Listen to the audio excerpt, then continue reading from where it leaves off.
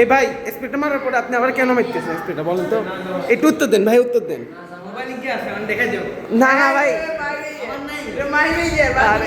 এই তুমি এত কথা কেন বলো? রিফাত ভাই, এখন একটা আপনি বক্তব্য দিবেন। মনে করেন এখানে যে আমরা যে ওদেরকে প্র্যাকটিস করে দিচ্ছি, এটা দিয়ে আমাদের কি লাভ হবে? আমরা এই সংগঠন কেন করি? তোমাদের সর্বোচ্চ লাভ হবে এই ক্যারেক্টারটা আমার না, এটা যদি না বলতে পারো। এসে আর কোনো লাভ জি ভাই, তোমরা কি মনে করো? ও তো ঠিকই নেই।